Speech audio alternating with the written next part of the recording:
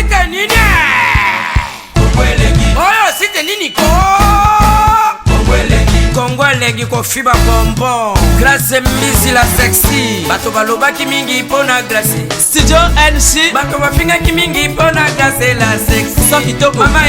mama ya kotale la sexy Dimitri Balodore ya kotale la sexy Ale Django ya kotale la sexy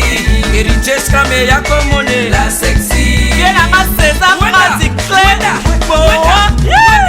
mama ya kotale la sexy chérie ya kotale la sexy badougou ya kotale Martin Kapika la famille Mizi nos cimes sponsors à Makassi unité d'élite Bomonier la sexy Yemoko Serge Kabamu Attaquez chérie Yari tu l'as de Luxembourg et idée comment elle est bien Balisa mwana mokatimbile Kongole mamosaka balisa mwana mokatimbile Johnny Pelé Pastoral Pakatambile Kongole mamosaka Mayebo Loso Boye pleye baba mabasa Fonchi Dolo Calvin Elengi KPL Sandra Kazadi Christophe Moura Kazadi Voilà, bonjour, chers amis internautes qui nous suivent partout dans le monde à travers notre site www.congolais-ni-des-grâces-mbisi-la-sexy.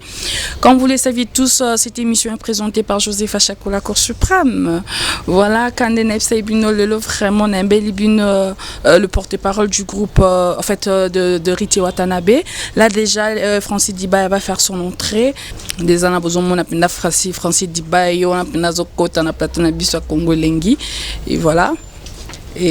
bonjour Francis. Ouais, bonjour Chaco. Ça va? Ouais, c'est tranquille. Prenez place Francis. Ouais. Voilà. Bonjour Francis. Ouais, bonjour à toi Josepha Chaco. Voilà Francis, boni santé à mouvement ça santé à la poulga. Si donc, on appelle sinon bon séjour na Emoko, héritier Watanabe. Le maître supérieur, 33 degrés, la Cosa Nostra, Totorina, Motonatembe, la Fuego. Donc, on a passé Bambote Bissika Zali, bon séjour à Paris, mon boss. Et puis, on a présenté ma condoléances dans la famille Molicho, précisément dans Tantine Lolotte Molicho. Maman Cécé, ou a perdre papa Nabango, papa Molicho. Donc, on est de cœur avec la famille. Et puis, on a passé dans le monde entier, donc, on est dans le Congo Elengi. Sans oublier, la patronne Grace Mbezi. Vraiment, on a mon BM et Koti. Après, je Vogue, Yaya Willy et Toka, on a mon BM et Koti, vraiment, Boyende Zalaka. On a passé dans le quoi. D'accord, moi aussi je profite à couper ça va mes condoléances Naïmo Kololot Molicho. Voilà Francis boni santé il y a retirada. Tokomi wapi petozo kende wapi. Donc santé à retirada na sir artiste de poids longwa batoza ko la retirada depuis na ozo ba coup de fil à bato ba komelanga de partout. Yannick mais ça depuis les États-Unis, Facebook là, dans les États-Unis, comme mais Francis, c'est à quand juste tout commis déjà une année depuis Rita Longwa qui retira d'Aizo Bimate comment. Donc ça qui moi retard ça qui moqué na artiste Autako Bongisa disque dur nae, disque dur et bongaka. Disque dur et bongaka puis en ça là geno to bande là ba boulot à zéro, mais là toujours annoncé bango qui retira déjà en zela. Je crois ce 29 et le 13 juillet déjà, le 13 juillet à 18h, tu as lancé déjà premier clip et exclusivité à Retirada. Et puis le 29 août, tellement à date historique, naissance il y a Nelson Mandela, le 29 août, naissance il y a Michael Jackson, le 29 août, naissance il y a Héritier Watanabe, toujours lancé en fait album le 29 août. Donc dans le monde entier, Christian Kadima de Bundes, Linda Mandoulou dans Londres, Doussi Corné la Wati Close, album est comme vraiment prêt. Bon, ça déjà un t-shirt parce que album est déjà ce 29 août quoi. Voilà Francis, toi qui badat trop, balance bazo landa biso, badat il est qui trop. Au lobby le 29, le 29 le 13 juillet.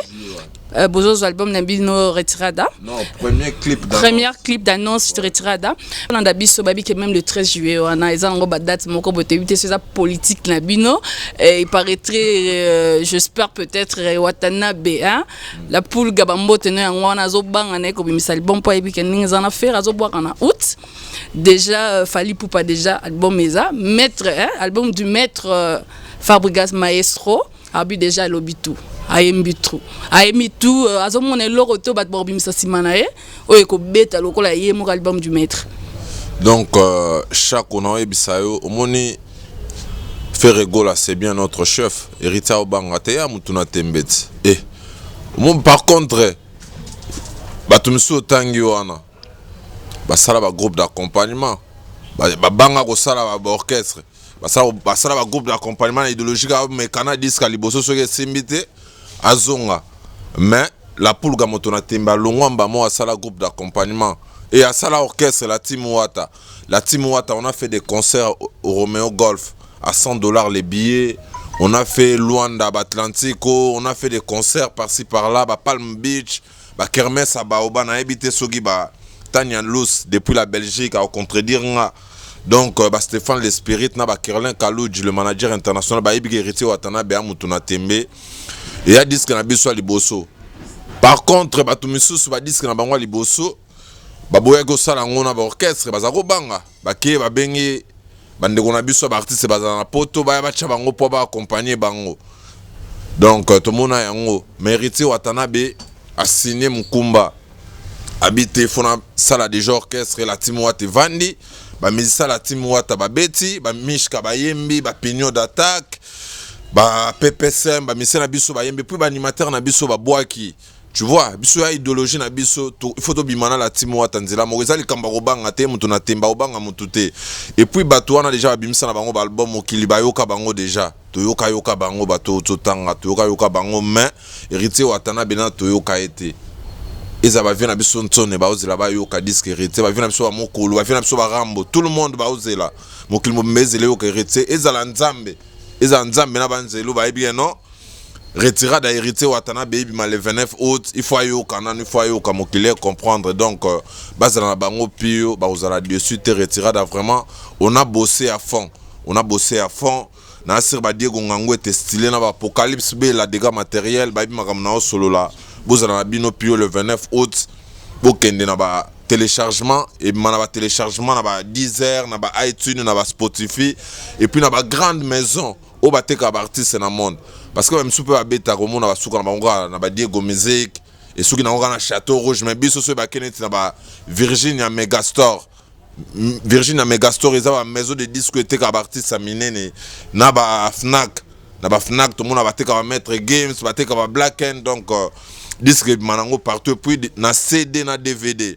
parce que bande ko na biso ba Kaemba ba Mbujimai ba Kasai bango bana facilité on a au télécharger quoi donc on a CD et en DVD le 29 août donc le 13 juillet déjà bobongama parce que boyamba déjà rumba ya Bernadette Masengo BM à partir de 18h donc bazana bango pio quoi. Voilà, Francis Dubaya, lobby même Zambazo, c'est l'album Retirada, il y a la poule Gaëmo Héritier Watanabe. Mais Francis, Bozo, mon atte que tembezo, si la binote boana tembe makat, yemo la poule galobi motona tembe. Boza sûr, et ko beta, te ko simba. Parce que tout le monde est déjà yemo konde lobby que, wana vient nae Ferrego la zo bimsana outa. Bozo bangate, tembe tellement bobinu ba bata tembe to yebite, ça n'engage que vous. Voilà. Et Batubani Bayeba. Problème, il y a Mokanda. Il y a Héritier Watanabe et Zanini. Pena problème. Il y a Héritier ceux qui ont voyagé. Alors Air France Malamoko. Mais na voyage Héritier qui Héritier Zui Namundambu. Je crois bien que Air Maroc ou genre pour qu'on matine à France. Au juste les Zanini. Oh, Mamba Mokanda, Isara qui. Parce que. Artiste ayaki matanga papa Wemba et puis le jour du deuil inde moto asimba e makamba mokonzi abongisaki carte d'identité nae et puis ayingaka zonga bongo te normalement la logique des choses esengaki préfecture ebenga na asir ba Aïcha Ntambwe de Londres na ba Iguette Kayembe la grande taille ba yebi ke makambo les Gabongo ba benga préfecture et tu jusqu'au préfecture et benga ambassade na biso artiste se présenta qui na premier rendez-vous et puis akende na deuxième rendez-vous na ndenge pa ki kozwa avion na epo akende quoi donc ezaka keno bato aloba itro no héritier Watanabe babotolier mukanda héritier Watanabe ok supoto te je me retourne à Vanda ma grande surprise un tonton là père de famille nae ba yebisi ba masala nga même tout mo auto zala wa bo mabino mabe o tembeseli baneni donc tembeseli ya ke supoto total ai héritier Watanabe tellement mutu na tembe na c'est bon mona démonstration parce que biso tout nité me yagi pna show tout le monde a rendez-vous na tobi ekeba mabeza wa bato bako benga bako de fil ego lela non mutu wana ndeni ni alekate mais maître supérieur 33 degrés a reprouvé bango de quoi qu'il était et puis tembe na c'est grâce mbezi la success aki wana na Paris aki tombé ba di domba la parzori na ba Gino itema de Las Vegas ba comprendre ba confondre ngate quoi héritier Watanabe enfin na Paris et puis azoya aoya ozonga sukini pour il faut aussi ça sous ba clip ba générique na ba clip bonso ba rumba msweti kali donc mon konzaoya est très bientôt à affronter Paris na ebi souté ba lobani parce que ba taxer héritier Watanabe na ba mabe ande na ndenge kokoma du n'importe quoi na internet pour ba luka ba diminuer un peu image do ba kanga mpepete quoi ya ta na eboti héritier Watanabe ya sala makamuna c'est son temps donc rien à dire retira derrière bientôt ba comprendre des gars. Voilà, Francis Dibaya, le bibotique la héritier Watanabe a tonaye. Mais bozo monate que politique n'aime comment ya mabe. Oh yewana héritier Beli, oh héritier Mukana, oh héritier nyo sambo banga ko misalbum. Pour déjà bacha binoka, monde entier nengezo la biso bacha déjà héritier Watanabe ka parce que toyoki nanti. Abimi satana nzembo mon côté mais bozate mais bozo lo batro. To banga nani ndeko na ngai Josepha. To banga nani bato wana bato ko banga mutu te héritier Watanabe bato wana bango mo bayebi ba obanga bayebi no mutu oyo so idiskane ko mobima babe babimsaka déjà parce que bayebi no héritier Watanabe so idiskane mego bima et za mabe makasi bato wana otangi ils sont produits par qui surtout produit par Obo Music. Bobo Sanatek album du maître Eza déjà on a un marché hein. Fabrica c'est notre frère. Nasir Barlette mi le na Londres ba contredire ngate. Ba Hervé Mogroso na Luanda ba ebi makamna solo la ba Kelin Tsumbu ba Binta Diaoune l'américaine ba Gigi Raveto ba makamna solo la. Fabrica c'est notre frère boko tina makambo wana te. Mais bateau wana ba ozela ba bimsanzela mona retirada. Ba sali ba calcul la mabe franchement. Ba sali ba calcul la mabe pour te frapper bango na fort. To frapper bango na fort. On reprend Nasir Julia du Luxembourg avec makamna solo là. Parce que ba embela ba Julia du Luxembourg banzembo me ba emba bien te. Ba de la retirada ba yoka moi-même. J'ai eu le temps yoka ba featuring mo gonza salina Fababi. Fababi c'est un jeune rappeur français. Nasir ba Kevin Lolo na ba Bobo Beloy. Ba ebi Fababi a s'exprimer dans l'album et puis il y a Wally Seck du Sénégal. Wally Seck du Sénégal qui a fait son Bercy le 4 juin et Zaki prévient héritier Watanabe Zalawana mais et puis ça contre-temps l'homme propose de disposer et puis encore Dibi Dobo un jeune béninois PH bah voilà une carte donc base la retirade bah comprendre des grands albums mais allez pas album ou un album local t'es un album mon sur un bon marché sur ce PO puis album traverser la frontière et côté à Guinée côté à Afrique de l'Ouest et côté partout donc base en bango puis batona tous c'est la bango bimisa na biso ba omona kaka base la ba tcha date tu déjà date le 29 août bango pe ba tcha date tout na bango na terrain donc ndenge lo bango fa bo rendez-vous na bafle parce que toyoka yoka bango déjà mérité Watanabe nanu toyoka été donc voilà Aïcha Masengo la patronne hein ozoyoka yemo Francis Dibaya nenga za koloba et son engage que lui tongi sustoyeba eloko balandia Congo eling balingi bayeba bato bazan dehors à Mboka partout dans le monde balingi bayeba au juste les anines Tomoni Fabregas pour le que oui c'est votre frère héritier Watanabe mais tozo lobela makambo eza la une quoi Fabregas abimisa ki album na ye tomoni asali lamba ya mado munya salati ya mado pourquoi héritier a su kaka politique wana ko sala ta chapeau ta bracelet te ye pa bimisa lamba et puis même modèle yeza ye bandana mais ya Fabregas zaki ba ya madoana et voilà bon mon yango te ke sopi bino ezaka bozolanda Fabregas na sima bozolanda po te bima bilamba bat babandango tozana fali pupa alatisa batu Fabregas aye kolatisa batu héritier pe lelo bimisi bandana et en plus politiquement boye nango to mona ki na elamba ya Fabregas bachaki yango na ba marché te truc mutalati yango ta beba lati mais bino bokomi na politique moko boye bozotia elamba boke nango tina bazando na ba magasin mususu boye neti mutu mo azosela bino publicité ya bilamba oyo kombo ebunginga mais to moni déjà voilà au juste ces années la politique kaka ou bien neni bozoteka en plus cher. Héritier Watanabe a décideur de look. Moni lambo utotanga na ya Myriam Makeba. Ma soeur Mamirita, c'est une couturière. Vous comprenez? Ya na ngwe lamba de Jézagi Myriam Makeba na ebité so bato va contredire nga. Mais où ya style na ilata ma wotute. Et puis ça se paye, c'est Juma Djeng. Juma Djeng donc je salue Gaël Ntsumbu depuis l'Afrique du Sud. Et ya ba jeune sud-africaine ne ba créer style na bango Juma Djeng. Ba bi minute yo nani ngo arofu le logo arofu la Juma Djeng ngo babite mikolo photo pesa ngo moto na Héritier Watanabe parce que il est un leader d'opinion à ba jeune parce que tous les jeunes sont qui na ba quatre coins va parler tout côté qu'attend le peuple attend retirada donc retirada go mabongo te foya na style nango donc style ya style Juma Djeng donc ba tutu na poto ba tutu ba romoluka asumbata chemise moya na ba dessin oyo alukata t-shirt moi na ba dessin on a sir Apocalypse Jean Masunda bi magamna solo la ba Junior Check Funa ba Rodrigue Kantouf le Parsec ba bi magamna solo la ba Stomy Boy le général Akafulek ba bi na solo la oyo so koti lelo OK kendeka na Juma Djeng otuna pri la monasir yo yebi betaka internet otuna pri à Juma Djeng et puis so koti na zando et atea no par commande. Peut-être au comme le Gaël Ntsumbu salil bango commande nga vinanga Dostal Chikanda que je salue vinanga déjà c'est là commande ya depuis ya ba Juma Djeng depuis l'Afrique du Sud ya ba couleur tout parce que na muta TV le fond la ta rouge le blanc la ti bleu le blanc la ti pembe donc na si ba va comprendre donc Héritier Watanabe a leader d'opinion ya ba jeune ngo ba tona Juma Djeng ba yaki ba pesier ya tena mutu moko abotama na drapeau ya Congo no te mtakangi monopole le pe na style a sugino boye lobi pe ba ser na ngam souvent on peut ba style no ya suki donc ya ngo makambo attend tant na biso koki tant Héritier Watanabe koki bato ba régner déjà comme ce tant na biso watande makambo donc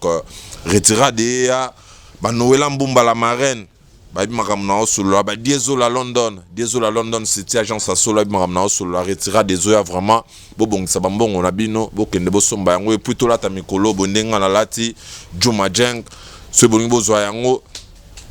Bokomeli Gaël Ntsumbu depuis l'Afrique du Sud pour Juma Djeng et puis sur côté na zando ya te quoi donc il faut prendre commande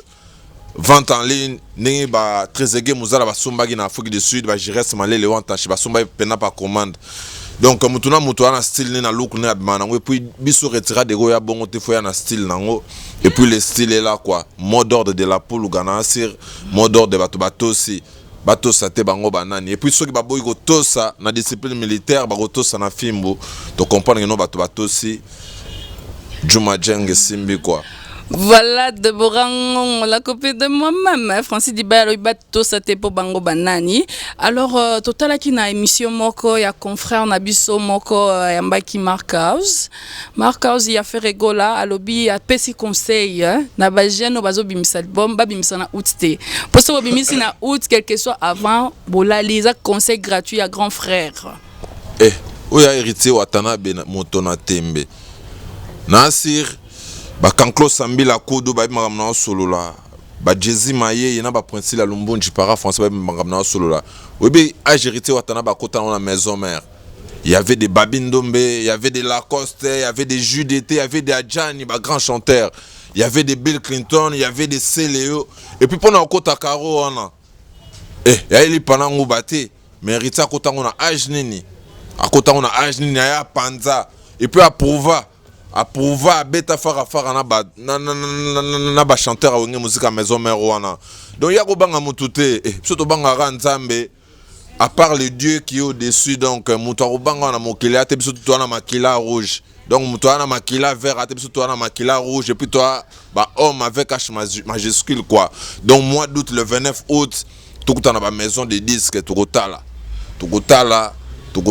Tugoyoka ba betini ni ba yembi ni et puis bango biso toke na ndenga world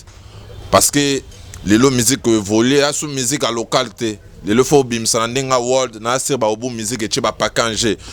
ozo comprendre héritier ba misu ba betara ba suka en Europe ba suka na Schengen aya beti suki na na Château Rouge ba Rodrigue Bagala des Arzani ba yoki ba Mermoz passe mokonzi ya kin ya komina kin ba yoki donc mérité watanabe a mutuna sans album affronter ba state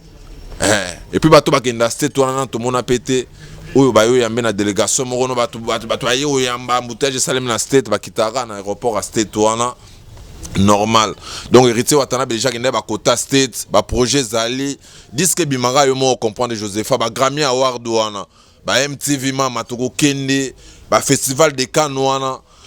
Donc tembeza rati suka bazela ba kufate bazala vivant ba mona ba démonstration yonanga un jour ya mangolo ba Francis Mamboto Solano et pas Aïcha Kalonda la patronne et Kokisami. Je crois que ba Nice Betamba ba ebi détermination héritier Watanabe donc bazala pio bazala dessus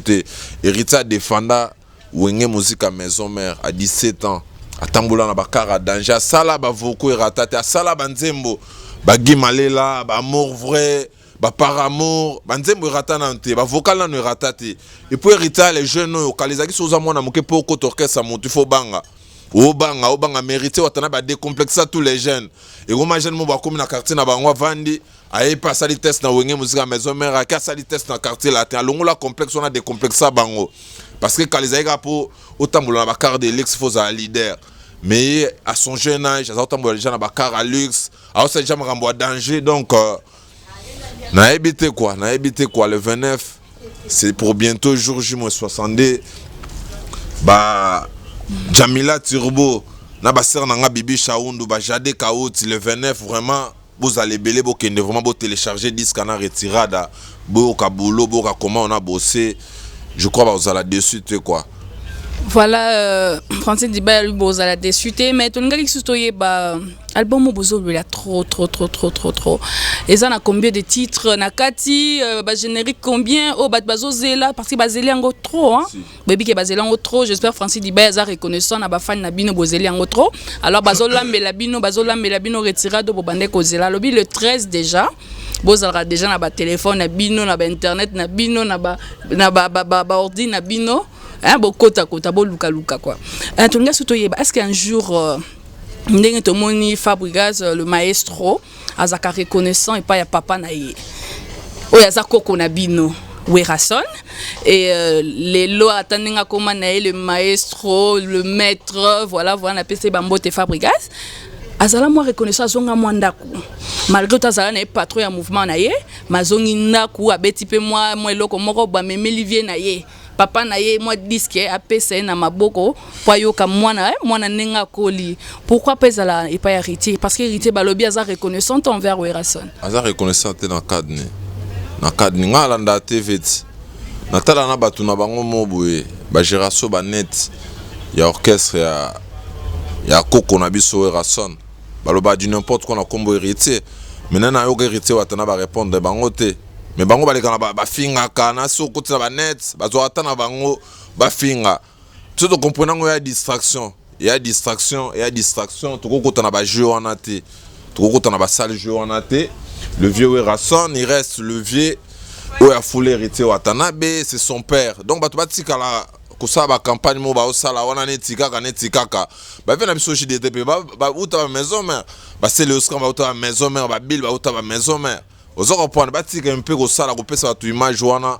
le vieux a vu na biso héritier Watanabe a ebige viento na vie na et puis viento na ebige non héritier Watanabe a soldat na e une année le depuis héritier Watanabe longwa je vois plus de soldats là-bas bataro bunda ba sauter les seuls soldats où mtazao défendre l'orchestre chef na bango Ferrego la ke to ebige non mtatira na charge ya makambo zake héritier Watanabe héritier Watanabe ake na nyonso donc batu ba sauter to mona ngole lot to chaka ba TV nga tala ba TV na tala ba souda ba souté ba to ba ko bunda ko défendre donc vient abiso ayebi no regretta souda na ebisika zali metango ekokaki après 17 ans héritier watana be pa kende a évolué pe na ndenge na ele lo pe biso ba Francis Dibaya pe tout se retrouver na simala Ouata parce que Ouata ne makambo aujourd'hui on est là on bosse et puis les loso yé na siège na biso ba musicien o na si ba musicien na si yo mo ebi effectif a musicien ba kuna ça compter le bureau donc ya kana sima héritier watana be donc nzamba ba kisa sou ebele parce que ebele zali na musique à Congo avec la Pouluga donc le vieux Rasson c'est son vieux c'est son père c'est son mentor donc il y a rien ba tika ba polémique wana la Zambie a parlé na donc mutako l'accès ba 4 quoi la Zamba et puis 17 ans de fidélité mutasala 17 ans de fidélité wana ate ba misuto ka ba longwa avant femme héritier watana be toujours fidèle ba bitumba ba mbonge toujours na venaye puis tango rolongwa c'est la seule personne depuis musique à Congo et banda à sa lettre d'émission comprendre à sa lettre d'émission naïe donc il est à féliciter na nous alate la musique à Congo coup de chapeau encore parce que artiste il faut zana batamaye le lo héritier watana ba entouré na batamaye les ba Sylvain BH ba Dario Mongondo ba Daniel Massaro ba Charlie Mpakalingoma ba Junior Kilabax bazawana ba Charlie Mobutu Lito ya Mokonzi ba coacha toujours Ndousa ndenge zali aza bien entouré donc ils a pas problème et entourage quoi il est bien entouré on est déterminé avec la team Ouata quoi ba goto sakaka Francis Dibaya il faut que ça vous obligé à goto ça mais si quoi Francis Dibaya répondre question ngate hein héritier ko to penda courage wana album est bien penda que la samba tike il vient na disque parce qu'il y a une fois qu'il envers papa et ya nango un jour pega va yo gane disque mais va yo retirada otinda plan bon yo sumela na disque héritier na yo kango na sumela na disque betinde ni va yo kane retirada yo kanango yaka obligatoire te le frère amour yaka obligatoire tout que nous paie sa symbole mais c'est les cœurs ne faut appeler mutema ne makambo mutema musupe osano rejouer pe hypocrisie mais au fond du cœur donc un jour ça viendra héritier watana ba okendo pesa ne VCD lobby si ko répondre ngo lobby que c'est le cœur ba symbole ezate ka propre sa symbole mais ba on a monde na biso to vivaka o ya batu symbole ndemo na miso batu ke motema ndenge ba rapena papa botio o présenter pena moi sinayo à bénir libala na bino ezate ko relaxa motema papa tala na motema oya na symbole ya mwasi yango papa bénir biso ndespérité watanda ba ko ya pena na disque ne papa disque na ngo bénir nga pourquoi pas oya na ngwata na 3e disque puis ba ko ndo pesa wana eza idéologie moi na mai ya Fabre ba ite album na fois kende apesa 20 sonne tokolanda peka idéologie wana te on reprendre tokolanda peka idéologie wana te vers oyo kana un jour ça viendra pe ba remettre CD main on est en idéologie fabriquée zangate fois que la Zamba a sa CD main un jour peut ça viendra au moment opportun ils a raté pour Fabre PC la Pouluga peut fois que nega ça tout le monde va te belé va na wenge maison va ça album va ça 3 albums non tout le monde a pété va qui va PC c'est pas obligatoire pour aucun dopé ça mais un jour ça viendra avec le temps quoi d'accord ça viendra Alex Django, le roi de Chicago, Chimène Wongia, Joël JTK, Bozo Kaimo, Francis Dibaya. Francis Tonga qui sous namo tozo comme déjà na suka émission na biso, o exception ba programme ya orchestre na bino, bo répéta quand, bato on essaie bana poto bana kino, bana posa pendant non c'est détendre moi jour mercredi, jeudi, na bi que non à la place donc ba programme ezaka kenon tout ça na cabine da Santer. Mardi, mercredi, tout ça on a de 16h à 21h. Donc, il y a beaucoup de la Pouluga, tu répètes, et puis tu vas quoi. Donc, tout ça on a la cabine de Santer, croisement des avenues, Mouchi, et puis cabine non loin de chez toi. Donc, il y a beaucoup de tout ça on a c'est principe ya yengi. Na ba trésor, El Cazador a vacances. Au bêta tourne la cabine de Santer, on comprend je crois que Jonas Vitesse Saimo ba vidéo na sur yo mo na cabine na ndenge yinda ka on est là c'est ça on a tout répéter ka wana donc ba fanatique na biso bozelaka retira des heures très bientôt bro ka banzembo ba embeli ba Trésor Mputu ana mobange na Nzembo, ba Salomon Escadilla et puis Abetifo ya Nzembo hérité Watanabe featuring Jackie Love et sœur na biso mo ya chanteuse